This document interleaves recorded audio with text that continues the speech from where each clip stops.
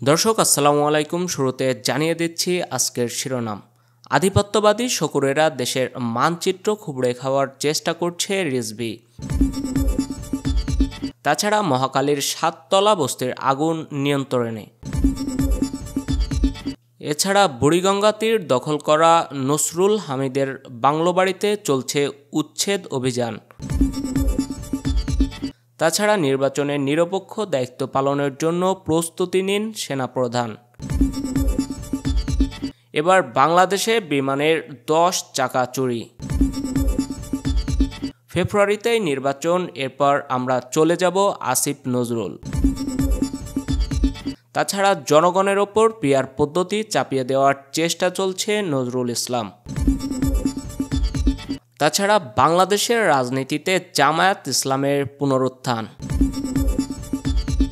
সর্বশেষ ভোটের কোনো বিকল্প নেই তারেক রহমান। এতক্ষণ শুনছিলেন শিরোনাম, এখন বিস্তারিত। 20 আগস্ট বুধবার নয়াপল্টনে বিএনপির কেন্দ্রীয় কার্যালয়ে এক সংবাদ সম্মেলনে দলটির জ্যেষ্ঠ যুগ্ম মহাসচিব রুহুল কবির রিজভী মন্তব্য করেন, সাম্রাজ্যবাদী ও আধিপত্যবাদী শক্তিরা বাংলাদেশের মানচিত্রকে ক্ষতবিক্ষত করার চেষ্টা করছে। তিনি বলেন, শহীদ প্রেসিডেন্ট জিয়াউর রহমান বহুদলীয় গণতন্ত্র পুনঃপ্রতিষ্ঠা করেছিলেন, কিন্তু আন্তর্জাতিক ও জাতীয় ষড়যন্ত্রে তাকে হত্যা করা হয়। রিজভী দাবি করেন, বর্তমান সরকার 75-এর ফ্যাসিবাদকে নতুন রূপে প্রতিষ্ঠা করে দেশের দুঃশাসন, গুপ্ত হত্যা, বিরোধী মত দমন ও গণমাধ্যম নিয়ন্ত্রণ করছে। তিনি বলেন, গণতন্ত্র পুনরুদ্ধার এখনও হয়নি এবং তা অর্জনে বিএনপিকে কঠিন পথ পাড়ি দিতে হবে। দলের নেতাকর্মীরা প্রস্তুত রয়েছে। সংবাদ সম্মেলনে দলের অন্যান্য শীর্ষ নেতারাও উপস্থিত ছিলেন। 20 আগস্ট বুধবার দুপুর 2টা 37 রাজধানীর মহাখালী 7তলা বস্তিতে আগুন লাগে। খবর পেয়ে ফায়ার সার্ভিসের 8টি ইউনিট ঘটনাস্থলে পৌঁছায়, যার মধ্যে 5টি ইউনিট আগুন নিয়ন্ত্রণে কাজ করে। বিকেল 3টা 18 আগুন নিয়ন্ত্রণে আসে বলে জানান ফায়ার সার্ভিসের ডিউটি অফিসার লিমা খানম। আগুন লাগার কারণ ও ক্ষয়ক্ষতির পরিমাণ এখনও জানা যায়নি। উল্লেখ্য, এর আগে 12 মার্চ একই বস্তিতে ভয়াবহ আগুনে শতাধিক ঘর পুড়ে গিয়েছিল।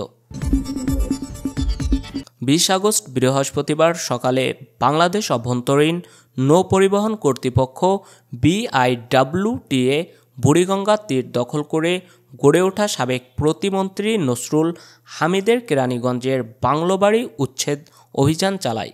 নারায়ণগঞ্জের ফতুল্লা লঞ্চঘাটের বিপরীতে পরিচালিত এ অভিযানে প্রায় 2 একর জায়গা দখলমুক্ত করে বাংলোর সীমানা প্রাচীর ও ভবন ভেঙে ফেলা হয়।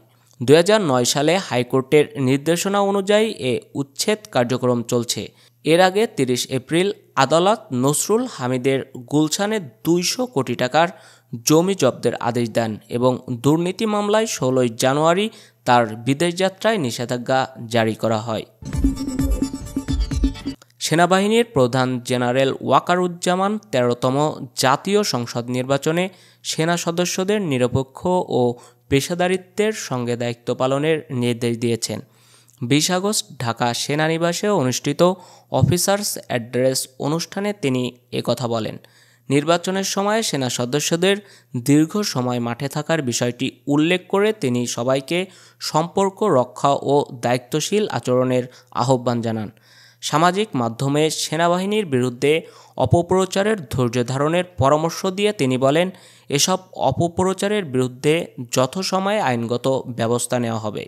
সেনাবাহিনীর কোনো সদস্য রাজনৈতিক কর্মকাণ্ড বা নৈতিক লঙ্ঘনের সঙ্গে যুক্ত থাকলে তদন্ত সাপেক্ষে ব্যবস্থা নেওয়ার কথা জানান সেনাপ্রধান। তিনি দেশপ্রেম, শৃঙ্খলা ও দায়িত্ববোধ বজায় রাখার আহ্বান জানিয়ে বলেন, সেনাবাহিনী পেশাদার বাহিনী, তাই প্রতিশোধকমূলক কোনো কাজে জড়ানো যাবে না। সন্তানদের সঠিকভাবে গড়ে তুলতে এবং সামাজিক মূল্যবোধে উদ্বুদ্ধ করতে সেনা সদস্যদের সচেতন থাকার পরামর্শ দেন তিনি।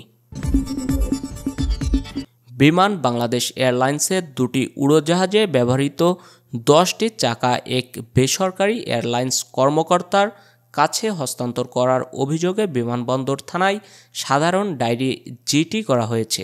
16 আগস্ট শাহজালাল বিমানবন্দরে হ্যাঙ্গারের পাশে অকশন শেড থেকে চাকাগুলো খুঁজে না পেয়ে ১৯ আগস্ট বিমানবন্দরের সহকারী ব্যবস্থাপক নিরাপত্তা মোশারেফ হোসেন জিটি করেন।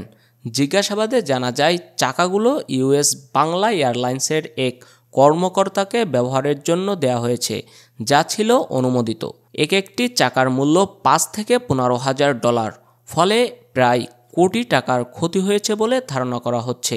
এ ঘটনায় তদন্ত শুরু হয়েছে। এর মধ্যে বিমানের বিভিন্ন যান্ত্রিক ত্রুটির কারণে সাম্প্রতিক সময়ে একাধিক ফ্লাইট বাতিল ও বিলম্ব হয়।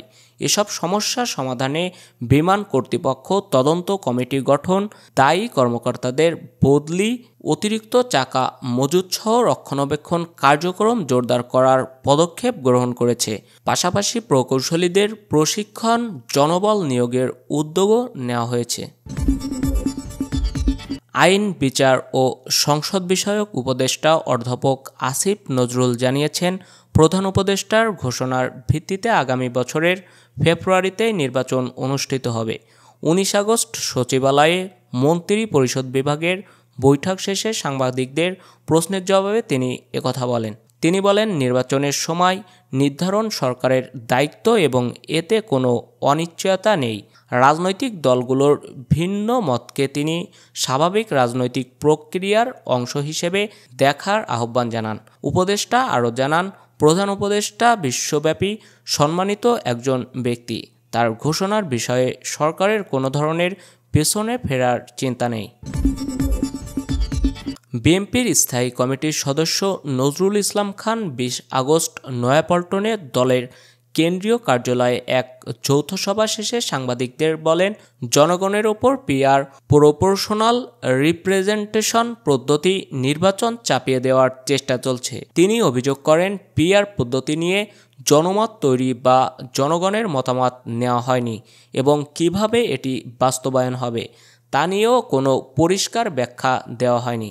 নজরুল বলেন, পিআর একটি আন্তর্জাতিকভাবে স্বীকৃত পদ্ধতি হলেও বাংলাদেশের মানুষের মতামত ও বোঝাপড়ার ভিত্তি তা গ্রহণযোগ্য হওয়া উচিত। জনগণের মতামত ছাড়া কোনো পদ্ধতি চাপিয়ে দেওয়া অন ডেমোক্রেটিক আচরণ নয় বলেও মন্তব্য করেন তিনি। ২০২৪ সালের আগস্টে শেখ হাসিনা সরকারের পতনের পর বাংলাদেশে ইসলামী রাজনৈতিক দল জামায়াতে ইসলামী দ্রুত প্রভাব বিস্তার করতে শুরু করেছে। নিষিদ্ধ থাকার পরেও দলটি ন্যাশনাল সিটিজেন পার্টি এনসিপির সঙ্গে জোট গঠন করে রাজনৈতিক অঙ্গনে সক্রিয় হয়েছে। জামায়াত বর্তমানে বিভিন্ন সামাজিক সেবা ও ধর্মীয় কার্যক্রমের মাধ্যমে গ্রাসরুটস পর্যায়ে সংগঠন গড়ে তুলেছে এবং অনলাইন প্ল্যাটফর্মে প্রভাব বাড়াচ্ছে। তারা ইসলামিক কল্যাণ রাষ্ট্রের পক্ষে প্রচারণা চালাচ্ছে এবং পিআর অনুপাতিক প্রতিনিধিত্ব পদ্ধতিতে নির্বাচনের দাবি তুলেছে। তবে দলটির অতীত ভূমিকা, বিশেষ করে যুদ্ধাপরাধের দায় ও নারীদের অধিকার নিয়ে অবস্থান এখনও বিতর্কিত। তুরস্কের সঙ্গে ঘনিষ্ঠতা ও দক্ষিণপন্থী দলগুলোর সঙ্গে জোট গঠনের ফলে বাংলাদেশের রাজনীতি ডান দিকে ঝুঁকতে পারে বলে বিশ্লেষকরা মনে করছেন। জাতীয়বাদী স্বেচ্ছাসেবক দলের ৪৫তম প্রতিষ্ঠাবার্ষিকীতে ভার্চুয়াল বক্তব্য দেন বিএনপির ভারপ্রাপ্ত চেয়ারম্যান তারেক রহমান। দেশের ফ্যাসিবাদ রুখতে সংবিধান বা বিধির চেয়ে জনগণের সরাসরি ভোটের অধিকারই সবচেয়ে কার্যকর। তিনি জনগণকে রাজনৈতিকভাবে শক্তিশালী করার আহ্বান জানান। তিনি আশঙ্কা প্রকাশ করেন, গণতন্ত্রকামী দলগুলোর মধ্যে দূরত্ব তৈরি হলে ফ্যাসিস্ট চক্রের পূর্ণ প্রতিষ্ঠার সুযোগ তৈরি হবে। নির্বাচন নিয়ে দলগুলোর বিভ্রান্তিকর বক্তব্য সম্পর্কে সতর্ক থাকতে জনগণের প্রতি আহ্বান জানান। তারেক রহমান বলেন, ভোটের পথে বাধা তৈরি হলে গণতন্ত্র সংকটে পড়বে এবং সবাইকে ক্ষতিগ্রস্ত হতে হবে। তিনি গণতন্ত্রের পক্ষে ঐক্যবদ্ধ থাকার আহ্বান জানিয়ে বলেন, জনগণের সমর্থন নিয়ে দেশ পরিচালনার জন্য বিএনপি প্রস্তুত। তিনি স্বেচ্ছাসেবক দলকে পরিচ্ছন্নতা অভিযানসহ সামাজিক কর্মকাণ্ডে যুক্ত হওয়ার আহ্বান জানান এবং বলেন, এসব উদ্যোগ রাজনীতিতে গুণগত পরিবর্তনের নজির সৃষ্টি করবে।